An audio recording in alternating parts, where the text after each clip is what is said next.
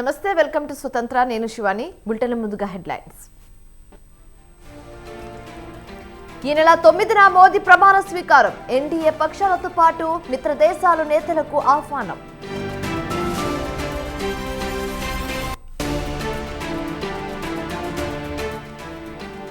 కొనసాగుతున్న పట్టభద్రుల ఎమ్మెల్సీ ఎన్నికల కౌంటింగ్. ముందంజలో కాంగ్రెస్ అభ్యర్థి తీన్మార్ మల్లన్న.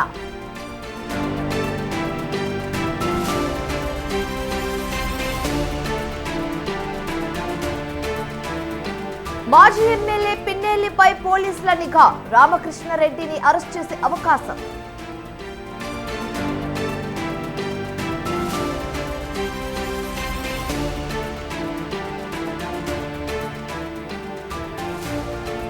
గుంటూరులో వైసీపీ టీడీపీ శ్రేణుల మధ్య వివాదం. తుళ్లూరులో 2 చోట్ల వైఎస్ఆర్ విగ్రహాల ధ్వంసం.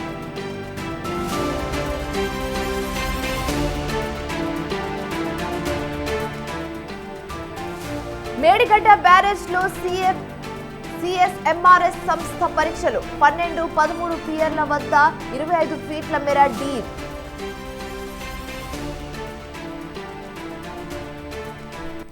నేటితో ముగియనున్న ప్రజ్వల్ కస్టడీ. మరోసారి పొడిగించాలని కోర్టును కోరనున్న సిట్.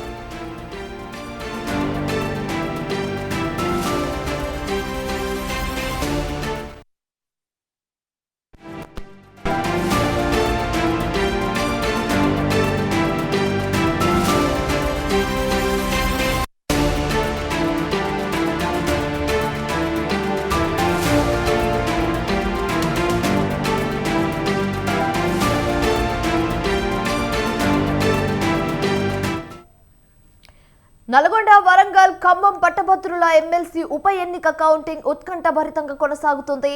3వ రౌండ్లో ఓట్ల లెక్కింపు కొనసాగుతుంది.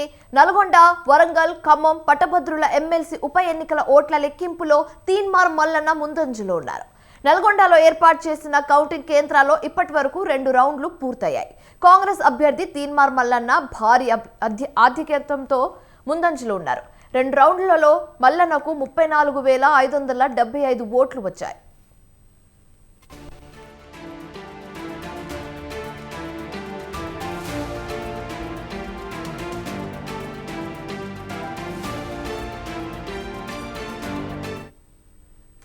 మరోవైపు బీఆర్ఎస్ అభ్యర్థి ఏనుగుల రాకేష్ రెడ్డికి 27,573 ఓట్లు పోలయ్యాయి. దీంతో మల్లన్నకు 7,002 ఓట్ల ఆధిక్యం వచ్చింది. బీజేపీ అభ్యర్థి గుజ్జుల ప్రేమేందర్ రెడ్డికి 12,841 ఓట్లు రాగా, స్వతంత్ర అభ్యర్థి అశోక్ 11,018 మొదటి ప్రాధాన్యత ఓట్లు వచ్చాయి. ఇప్పటి వరకు 1.92 లక్షల మొదటి ప్రాధాన్యత ఓట్ల లెక్కింపు పూర్తవగా 2 రౌండ్లో కలిపి మల్లన్నకు 70,785 ఓట్లు వచ్చాయి. బీఆర్ఎస్ అభ్యర్థి రాకేష్ రెడ్డికి 56,113 ఓట్లు పోలయ్యాయి. ప్రేమేందర్ రెడ్డికి 24,236 ఓట్లు వచ్చాయి. 2 రౌండ్లు కౌంటింగ్ తర్వాత మల్లన్న 14,672 ఓట్ల ఆధిక్యంతో కొనసాగుతున్నారు.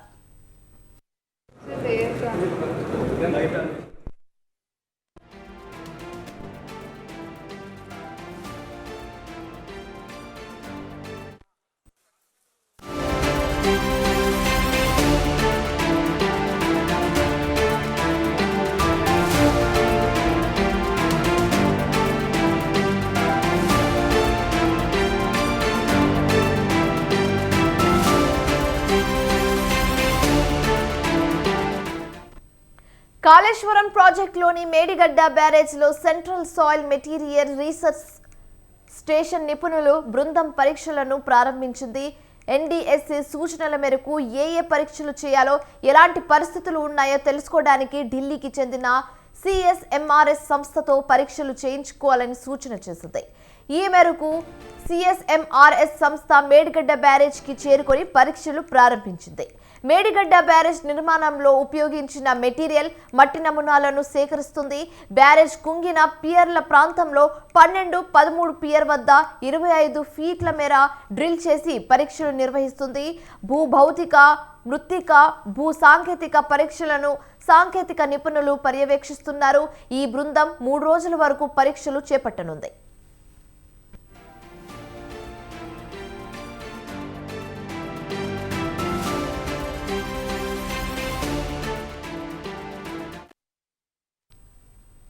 ఖమ్మంలో హస్తం హవా ప్రపంచనం సృష్టించింది. లోక్సభ ఎన్నికల్లో గెలిచి సత్తా చాటింది. కాంగ్రెస్ ఓట్ల సునామీలో కార్ బోల్తపడగా కమలం వాడింది. ఖమ్మం గుమ్మంలో ఎన్నడూ కనివిని ఎరుగని రీతిలో 4.67 లక్షలకు పైగా భారీ మెజారిటీతో విజయ పతాకం ఎగురవేసి రికార్డ్ మోత మోగించింది. ఇంతకీ ఆ విజయానికి కారణాలేంటి? హస్తం హవా ప్రపంచనము ముందంచు ఉండడానికి రీజన్స్ ఏంది? Let's watch the story.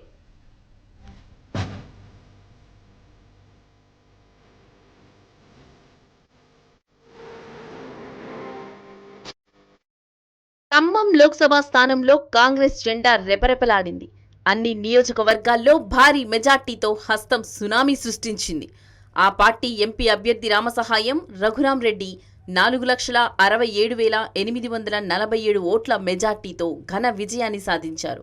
Lok Sabha స్థానం చరిత్రలో రికార్డ్ మోత మోగించారు. అసెంబ్లీ ఎన్నికల కంటే అత్యధిక మెజార్టీని సాధించి ఓట్ల సునామీతో ప్రత్యర్థులను చిత్తు చేశారు. దీంతో బీఆర్ఎస్ సిట్టింగ్ స్థానాన్ని కోల్పోయి ఆ పార్టీ అభ్యర్థి నామా నాగేశ్వరరావు రెండో స్థానంతో సరిపెట్టుకోగా బీజేపీ అభ్యర్థి తాండ్ర వినోద్ రావు మూడో స్థానంలో నిలిచారు.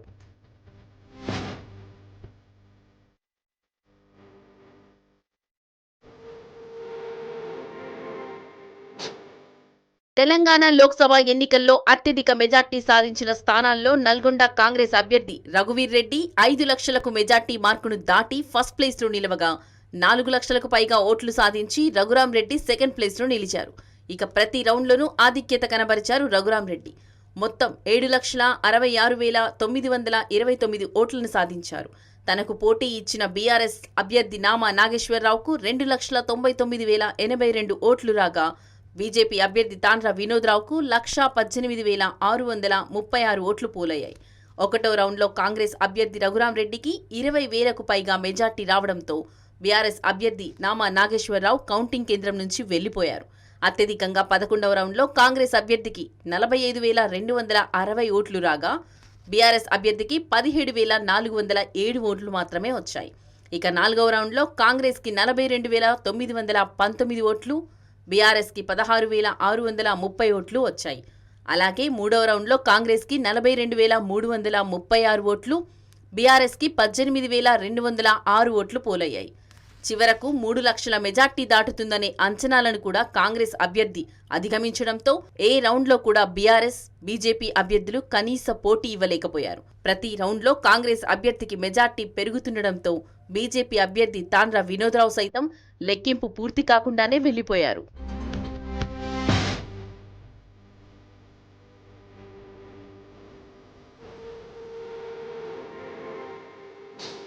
పోస్టల్ బ్యాలెట్లోనూ కాంగ్రెస్కి భారీగానే ఓట్లు పోలయ్యాయి. మొత్తం 11,151 పోస్టల్ బ్యాలెట్లు ఓట్లకు గాను 300 ఓట్లను తిరస్కరించారు. మిగిలిన వాటిలో కాంగ్రెస్ అభ్యర్థి రామసహాయం రఘురాం రెడ్డికి 7,326 ఓట్లు, బీజేపీ అభ్యర్థి తాండ్ర వినోద్ రావుకు 1,561, బీఆర్ఎస్ అభ్యర్థి నామా నాగేశ్వరరావుకు 1,490 ఓట్లు వచ్చాయి.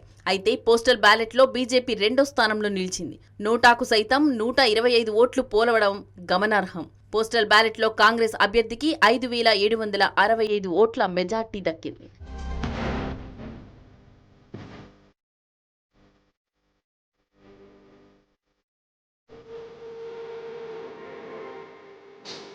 ఇక సిట్టింగ్ ఎంపీగా ఉన్న బీఆర్ఎస్ అభ్యర్థి నామా నాగేశ్వరరావుకు ఈ ఎన్నికల్లో చుక్కెదురైంది. ఏ రౌండ్లోనూ బీఆర్ఎస్ ప్రభావం చూపలేకపోయింది. మొత్తం 12,40,582 ఓట్లలో బీఆర్ఎస్ అభ్యర్థి 2,99,082 ఓట్లు మాత్రమే సాధించారు. 2019 ఎన్నికల్లో ఆయనకు 5,67,459 ఓట్లు పోల్ కాగా 49.80% ఓటింగ్ నమోదైంది. ఈసారి కేవలం 24.10% ఓట్లు సాధించి ఓటమి చవిచూశారు. మాజీ ముఖ్యమంత్రి కేసీఆర్ వచ్చి ప్రచారం చేసినా ఫలితం లేకుండా పోయింది. అసెంబ్లీ ఎన్నికలతో పోల్చినా తక్కువ శాతం ఓట్లు పోలవడం గమనార్హం. ఈ ఎన్నికల్లో మూడో స్థానంలో నిలిచిన బీజేపీ అభ్యర్థి తాండ్ర వినోద్ రావు మొత్తం 1,18,636 ఓట్లు పొందారు. 2019 పార్లమెంట్ ఎన్నికల్లో బీజేపీ అభ్యర్థి 20,488 ఓట్లు సాధించారు. ఆ ఎన్నికల్లో 1.80% పోల్ కాగా ఈసారి 9.55% పెరగడం విశేషం. తొలి నుంచి విస్తృతంగా ప్రచారం చేయడంతో బీజేపీ అభ్యర్థి వినోద్ రావుకి 1,00,000 ఓట్లకు పైగా పోలైన ఏ రౌండ్లోనూ ఆయన ప్రభావం చూపలేకపోయారు. అయితే ఓటింగ్ శాతం పెంచుకోవడమే ఆ పార్టీకి ఊరటనిచ్చే అంశం.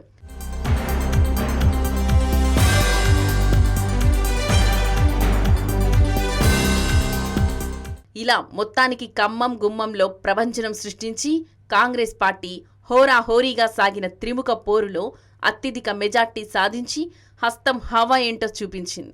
బీఆర్ఎస్ బీజేపీలను మట్టి కరిపించి కాంగ్రెస్ జెండా రెపరెపలాడించింది.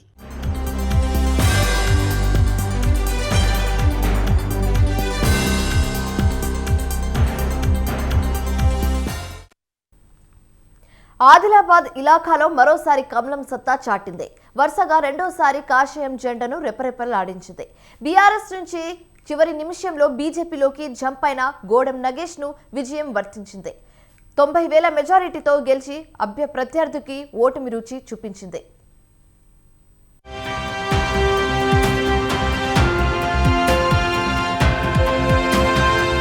ఆదిలాబాద్ గడ్డపై మరోసారి కాషాయ జెండా రెపరెపలాడింది. సిట్టింగ్ సీటును పదిలంగా కాపాడుకుని బీజేపీ సత్తా చాటింది. బీఆర్ఎస్ కు గుడ్ బై చెప్పి చివరి నిమిషంలో టికెట్ దక్కించుకున్న గోడెం నగేష్ కాంగ్రెస్ బీఆర్ఎస్ లను ఓడించి విజయ ఢంకా మోగించారు. 90,652 ఓట్ల మెజారిటీతో ఆయన సమీప కాంగ్రెస్ అభ్యర్థి ఆత్రం సుగుణపై గెలుపు సాధించారు. కారు హస్తం ఎన్ని ఎత్తులు వేసినా అంతకు పై ఎత్తులు వేసే విజయకేతనం ఎగురవేశారు. రాజకీయ శక్తిగా ఎదిగిన బీఆర్ఎస్ అభ్యర్థిని చిత్తుగా ఓడించారు. అంతేకాదు అధికారం చేజిక్కించుకుని ఫుల్ జోష్లో ఉన్న కాంగ్రెస్ ను సైతం ఓడించారు.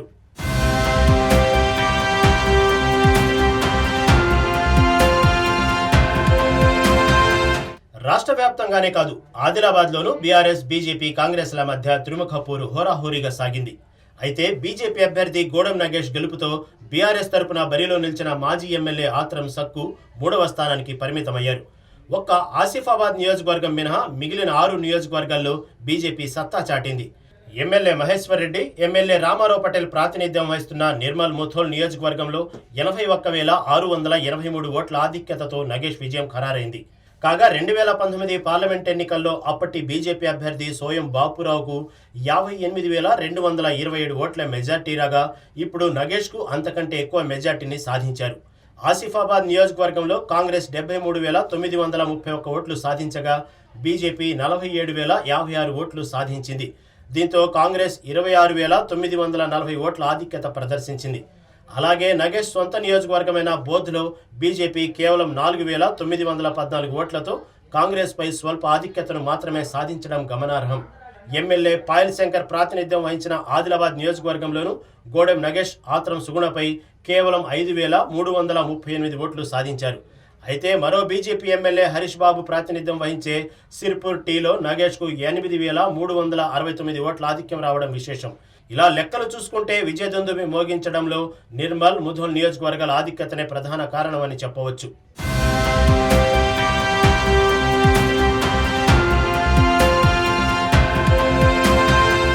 ఇకపోతే ఆదిలాబాద్ స్థానాన్ని ప్రతిష్టాత్మకంగా తీసుకున్న కాంగ్రెస్ ఒక్క ఆసిఫాబాద్ మినహా మిగిలిన 6 నియోజకవర్గాల్లో అనుకున్న రీతిలో ఓట్లను సాధించుకోలేకపోవడంతో గెలుపు చేజారింది. స్వయంగా సీఎం రేవంత్ రెడ్డి ఆదిలాబాద్ లోక్సభ స్థానంపై ప్రత్యేక దృష్టి సారించినా, ఆ పార్టీ అగ్రనేత రాహుల్ గాంధీ ప్రచారం చేసినా మళ్లీ ఓటమి రుచి చూపించారు ఆదిలాబాద్ వాసులు. అయితే చివరి నిమిషంలో నేతల మధ్య సమన్వయ లోపం, కొంతమంది ఏకపక్ష వైఖరికి పార్టీకి నష్టం చేకూర్చిందని మంత్రి సీతక్క ఇన్ఛార్జిగా నేతలందరినీ ఏకతాటిపైకి తీసుకొచ్చే ప్రయత్నం చేసినా ఓటమి తప్పలేదన్న విమర్శ వినిపిస్తుంది. ఈ కారణాల వల్లే కాంగ్రెస్ ఎమ్మెల్యే ప్రాతినిధ్యం వహించే ఖానాపూర్లోనూ బీజేపీ 13,519 ఓట్లు సాధించిందంటున్నాయి రాజకీయ వర్గాలు. మరోవైపు బీఆర్ఎస్ ఎమ్మెల్యే అనిల్ జాదవ్ ప్రాతినిధ్యం వహించే బోధ్, బీజేపీ ఇలాఖా అయిన సిరిపూర్లో కాంగ్రెస్ పరిస్థితి మెరుగుపడినా నిర్మల్, ముథోల్, ఆదిలాబాద్లో కాంగ్రెస్ ఆశించిన రీతిలో పట్టు సాధించలేకపోయింది. ఏపీలో ఎన్నికల వేడి చల్లారటంతో రాజకీయ వర్గాల్లో షర్మిల టాక్ జోరందుకుంది. మెట్టినింటే కాదు, పుట్టినింటే కూడా షర్మిలకు రాజకీయం కలిసి రాలేదు. తెలంగాణలో పార్టీ జెండా ఎత్తేసిన ఆమె కాంగ్రెస్తో జతకట్టి ఏపీలో పాతుకుపోదామనుకుని కన్న కలలన్నీ కలలయ్యాయి. పార్లమెంట్ ఎన్నికల్లో ఓటమి దెబ్బతో చేదు అనుభవం ఎదురైంది. కాంగ్రెస్కు పూర్వ వైభవం ఖాయమని నమ్మిన హైకమాండ్కు నిరాశ మిగిల్చింది. రెంటికి చెడ్డ రేవులా తయారైన షర్మిల నెక్స్ట్ ప్లాన్ ఏంటి? భవిష్యత్ కార్యాచరణ ఎలా ఉండబోతుంది?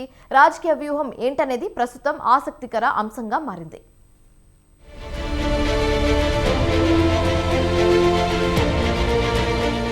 దేశవ్యాప్తంగా అసెంబ్లీ లోక్సభ ఎన్నికల కోలాహలం ముగిసింది. ముఖ్యంగా ఏపీలో అధికారం నీదా నాదా అన్న రేంజ్లో సాగిన పొలిటికల్ గేమ్లో విపక్షాలన్నీ కలిసి జగన్ను కసిగా ఓడించాయి. అయితే తన రక్తం పంచుకుని పుట్టిన తోబుట్టువు కూడా జగన్ ఓటమికి తీవ్రంగా కృషి చేసి అనుకున్నది సాధించింది. అయితే తాను మాత్రం పార్లమెంట్ ఎన్నికల బరిలో నిలిచి బొక్కబోర్లా పడింది. వైఎస్ఆర్ చరిష్మాతో ఆయన ముద్దుబిడ్డగా కాంగ్రెస్ కి పూర్వ వైభవం కలిసి వస్తుందని కాంగ్రెస్ పార్టీ పెట్టుకున్న ఆశలన్నీ అడియాసలయ్యాయి. కడప కాంగ్రెస్ ఎంపీగా పోటీ చేసి అన్న అవినాష్ రెడ్డి చేతిలో ఓటమి రుచి చవిచూసింది. దీంతో పార్లమెంట్లో అడుగు పెట్టాలన్న షర్మిల కలలు కల్లలయ్యాయి. బోనీ కొట్టకుండానే పోల్ గ్రౌండ్ నుంచి నిష్క్రమించింది. అటు అసెంబ్లీ ఇటు లోక్సభ స్థానంలో ఎక్కడా తనదైన మార్క్ చూపించలేకపోయింది. దీంతో ఏపీ రాజకీయాల్లో షర్మిల పొలిటికల్ వ్యవహారం చర్చకు దారితీసింది.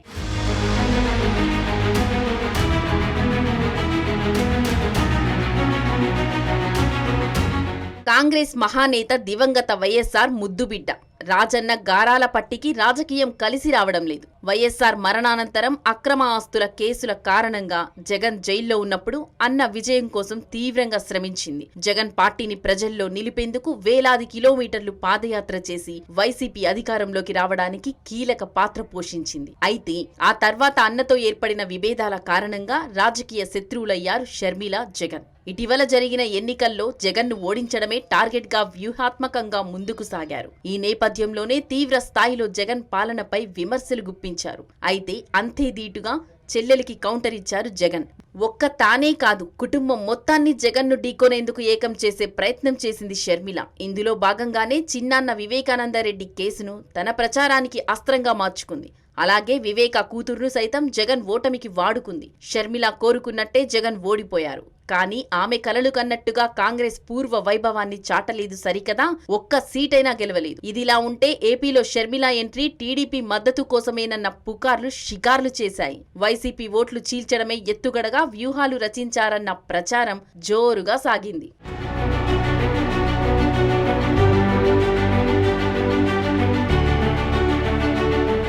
10 ఏళ్ల క్రితమే రాజకీయాల్లోకి అన్న కోసం అడుగుపెట్టిన షర్మిల జగన్తో విభేదాల కారణంగా అధికార దాహంతో తెలంగాణపై ఫోకస్ పెట్టింది. వైఎస్ఆర్ తెలంగాణ పార్టీ స్థాపించి కేసీఆర్ సర్కార్ విధానాలకు వ్యతిరేకంగా పెద్ద ఎత్తున పోరాడింది. ఈ సందర్భంగా నిరసనలు, పాదయాత్రల పేరుతో నిత్యం వార్తల్లో నిలిచింది. అయితే తెలంగాణ అసెంబ్లీ ఎన్నికల్లో షర్మిల పోటీ చేస్తారని అంతా భావించారు. కానీ దానికి భిన్నంగా పోటీకి దూరంగా ఉంది. కేసీఆర్ ని ఓడించే ఎత్తుగడలో భాగంగానే పోటీ నుంచి తప్పుకున్నానని బహిరంగంగానే ప్రకటన కూడా చేసింది. కాంగ్రెస్ గెలుపు కోసమే తాను త్యాగం చేశానని తెలిపింది. అంతకు ముందు కాంగ్రెస్ హైకమాండ్ తో పలుమార్లు ఢిల్లీ, బెంగళూరు వేదికగా రాజకీయ మంతనాలు నడిపింది. అయితే తెలంగాణ లీడర్లు షర్మిలను పడనీయకపోవడం వల్లే ఏపీకి వెళ్లారన్న ప్రచారం కూడా అప్పట్లో జోరుగా సాగింది. కాంగ్రెస్ కి ప్రత్యర్థిగా మారిన జగన్ ను ఓడించాలంటే షర్మిల ఆంధ్రాలో పనిచేయడమే సరియైన నిర్ణయమన్న ఎత్తుగడతో ఆమెకు పార్టీ పగ్గాలు అప్పగించింది హస్తం హైకమాండ్.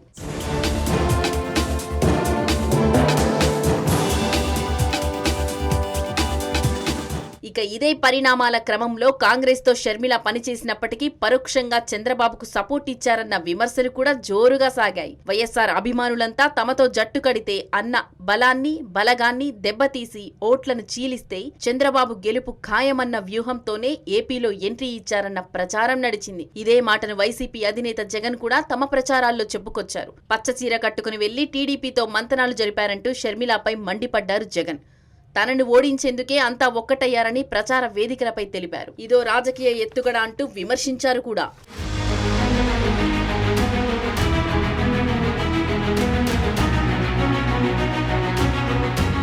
మరి అధికార దాహమో, అన్నపై కక్ష తీర్చుకోవాలన్న కసో తెలియదు. కానీ ఇలా షర్మిల రాజకీయ జీవితం మలుపులు తిరిగింది. అయితే పార్లమెంట్ ఎన్నికల్లో ఓటమితో కాంగ్రెస్ హైకమాండ్ ఎమ్మెల్సీగా అవకాశమిచ్చే ఛాన్స్ ఉందన్న టాక్ వినిపిస్తోంది. మరో పక్క ఏపీలో కూటమి అధికారంలోకి రావడంతో జగన్ ప్రత్యర్థిగా కాంగ్రెస్ కి గుడ్ బై చెప్పి చంద్రబాబుతో చేతులు కలిపే ఛాన్స్ ఉందన్న వార్తలు కూడా జోరందుకున్నాయి. మరి అంత ఊహిస్తున్నట్టు తన తండ్రి కాలం నుంచి రాజకీయ శత్రువుగా ఉన్న చంద్రబాబుతో షర్మిల చేతులు కలుపుతుందా, లేదంటే ఎప్పటిలాగా హస్తం పార్టీతోనే స్నేహం కొనసాగిస్తుందా అన్నది ప్రస్తుతం ఆసక్తికర అంశంగా.